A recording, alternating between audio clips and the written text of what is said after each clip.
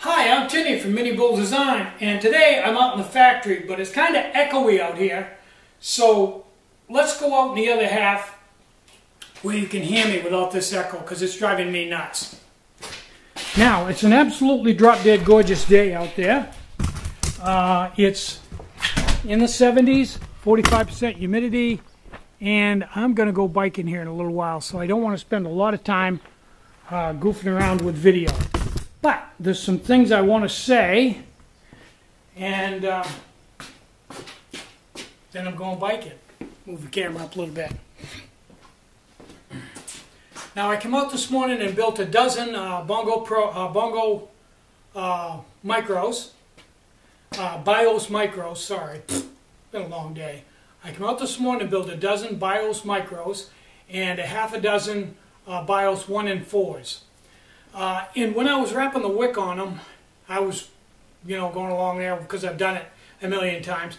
I was thinking, do I really need to put this wick on here? I do that all the time. I'm always questioning anything I do, and sometimes adding things, sometimes subtracting things.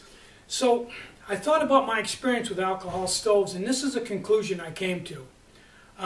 If you live in a warm climate, you probably wouldn't ever use the wick. But if you ever are in a cold environment, like for me, on the side of the road, out of gas in the middle of the winter, and the stove is your only source of heat, and it's sub-zero, without the wick, you may not even be able to use the stove. The stove may not even light when it's down that cold.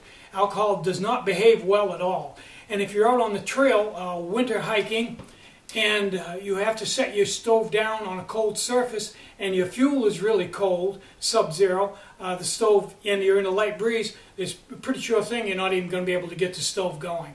You may not. But with the wick, all you got to do is put a little alcohol in the wick, light it, and the stove will blossom and be a nice hot burning source of heat for you in 15-20 seconds. So the wick is a lot like that jacket and the MRE and the Bic lighter you keep in the trunk of your car. You probably never use it, but if you need it, it's paramount.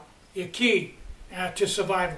So I'm going to keep putting the wick on the stoves. And not only that, in any environment, it will speed up the prime time from a minute and a half to 15-20 seconds. And I think it's worth it in itself right there. Now, somebody asked me, and I don't want to dwell on this, but somebody asked me, so I'll give you an answer to the best of my ability. And before I start this, the answer is I really don't know. But the question was, how many stoves have I sold? I guess that's a valid question. The answer is I don't know. I can tell you that back in 2004, I had been selling stoves for a few years before the website and all that. I sold for a couple, 3 years on eBay, and at the same time I was selling to people that had websites, fairly big websites, and was selling stoves. I made stoves for them, and I sold stoves privately. I had my finger in 3 or 4 different ventures. And at the time, I was keeping track of how many stoves I had sold.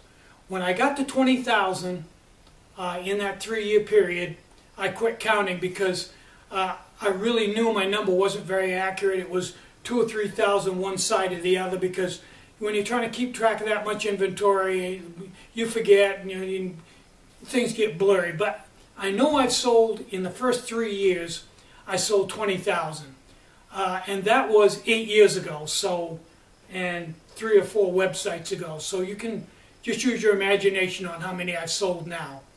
I really don't know what the number is, and it's not important. Needless to say, I've sold a few stoves.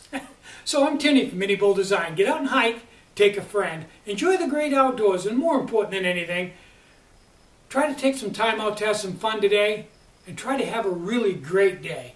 And try to enjoy your ultralight backpacking gear and get out and do some hiking. Bye-bye.